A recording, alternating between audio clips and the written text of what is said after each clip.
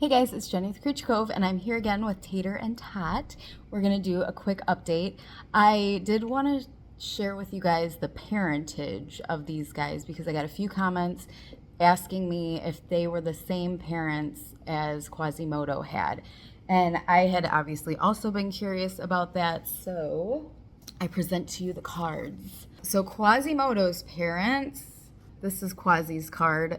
Quasimodo's parents were fathered by JFK, which we don't have anymore, and then Mushu, which is the female that we do have still. And then Quasimodo had only been the second baby of that pairing, so that was only the second child that those two had. And then they hadn't had any since then. I separated them after this, after Quasi was born.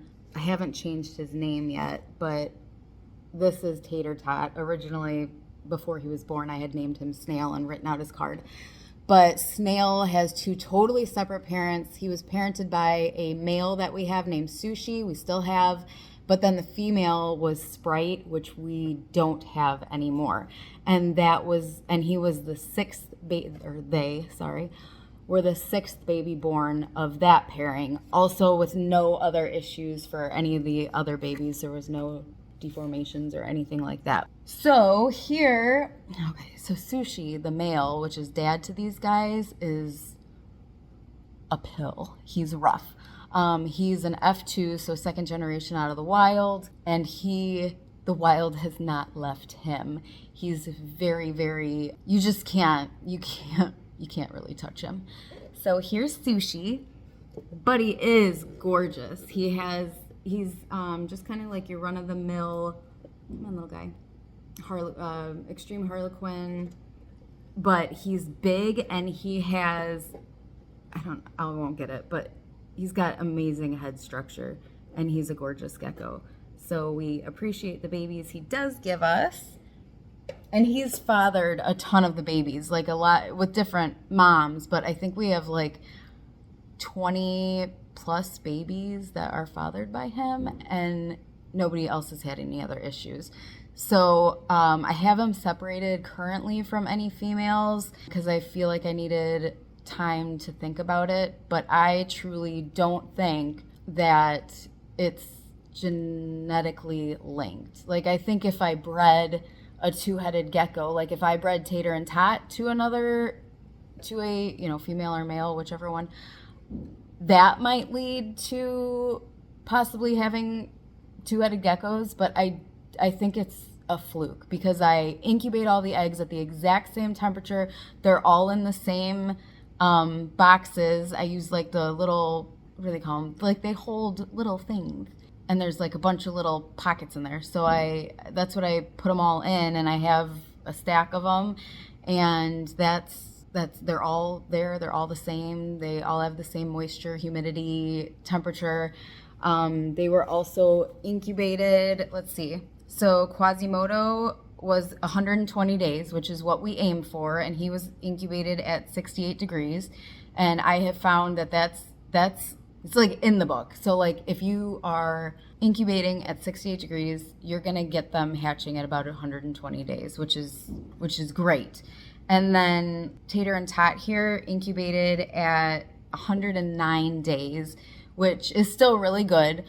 But because the main part of his incubation took place in like the dead of summer here, when it got really, really hot, our basement jumped to like 70, between 69 and 70. And just just those 2 degrees made a 10-day difference in incubation. So, but still I was really happy with 110 days. And then the other difference between Quasi and Tater and Tot here is that Quasi did not hatch on his own. He was the egg that was like 3 days later than his clutch mate, so I was watching it really close, and then I noticed it started to sweat, and I'd never seen an egg sweat. Like it was like profusely just dripping water. So I made the decision to cut that egg, and obviously we saw Quasi and knew why he couldn't get out. Tater and Tot, on the other hand, I went to check on because he was 4 days later than his clutch mate. So again, I was getting nervous. So I checked the hatch rate, and so I took the egg out, put it in my hand, and I was adding some water to the hatch right, and he hatched in my hand. Like, he pipped and came out in my hand. And so he had no help. He was able to get out of his egg all by himself. Like a big little boy. And so that was great. Another good sign for me. He's on the move right now. So I also wanted to share with you guys some amazing news about him. Well, maybe you guys won't care, but I think it's great. I had changed his cork bark to like one of these because I was worried that he would hop up on the other one and then just fall over. So I thought this might be keep him from trying to get up. But he got up on it all by himself. I'll see if I can input a picture in here. But yeah, he climbed up and then he like just kind of laid in there. Freaked me out though because I couldn't find him for a while. All right, so today I'm going to feed him again quick if you guys want to join me. Bloop, bloop, bloop. I'm still trying to save up for his x-rays because I really want to make sure that I'm not feeding him that's my biggest concern, is that we are feeding him and it's not going anywhere. The food has nowhere to go. Let's find you. Here you are. Say hi, everyone. All right, so I made it a little thinner today. We'll see if maybe he likes his little food thinner. I'm using the red bag today. I haven't noticed him shedding yet. Wait, little guys. Come back here. This is all good for me. Like, I think he's doing great. I'll just let him walk himself into frame. Okay, so once again, let's try feeding him. Anyway, yeah, I'm still saving up for that x-ray. I want to get that done as soon as I can. I just can't swing it quite yet. See if he takes this. This is our red bag, the with insects. I made it a little juicier instead of thicker to see if that makes a difference. Filled up his little bowl. Come on, guys, lick it up. Lick it up. I haven't really noticed him shed, but he looks like he's... Is he wicking? He looks like he's about to. He got like really dull and like that bluish hue that they kind of get when they're about to shed. So hopefully he won't have any issues shedding. Obviously I'll help him out a bit if I absolutely need to, but I want him to do everything he can on his own before I step in. And I guess we'll leave it here. So I hope I answered your questions about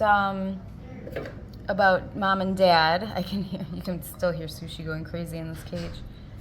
But, and that is not what I normally keep him in. I just stuck him in there so I could show you him because I can't handle him. He'll bite. And that's it. So I will see you guys next time.